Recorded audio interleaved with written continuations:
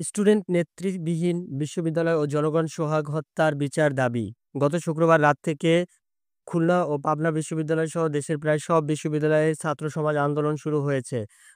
তাদের চাওয়া সোহাগ হত্যার দ্রুত বিচার। পাশাপাশি মির্জা ফখরুল এই হত্যার দ্রুত তদন্তের দাবি জানান এবং সরকারি নীরবতা নিয়ে প্রশ্ন তুলেন। কালচারাল ইভেন্ট জুলাই পুনর্জাগরণ ঢাকা বিশ্ববিদ্যালয়ে ২০২৪ সালের আপরাইজিংয়ের স্মরণে জুলাই পুনর্জাগরণ নামে একটি সাংস্কৃতিক অনুষ্ঠান ও ড্রোন শো আয়োজন করা হচ্ছে। ড্রোন শো জুলাই বিষাদ সিন্ধু ১৪ জুলাই মধ্যরাত ১২টা থেকে শুক্রবার শুরু হবে। যেন ২০০০ ড্রোন দিয়ে ২০২৪ সালের ঐতিহাসিক আন্দোলনের দৃশ্য তুলে ধরা হয়। ওয়ার্ল্ড ব্যাংকের দক্ষিণ এশিয়া উপভাষা সভাপতির ঢাকা সফর। ওয়ার্ল্ড ব্যাংকের দক্ষিণ এশিয়া অঞ্চলের নতুন উপভাষা সভাপতি জোহানেস জুট ১২ জুলাই ঢাকায় পৌঁছেছেন।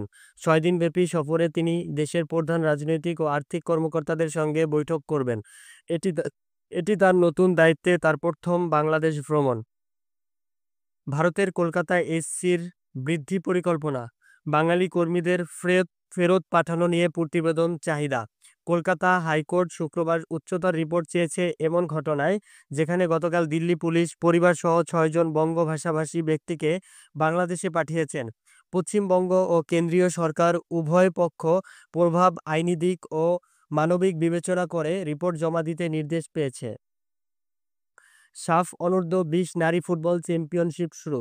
ঢাকায় ১১ জুলাই থেকে ২১ জুলাই পর্যন্ত সাফ ইউ-20 ওমেন্স চ্যাম্পিয়নশিপ অনুষ্ঠিত হচ্ছে।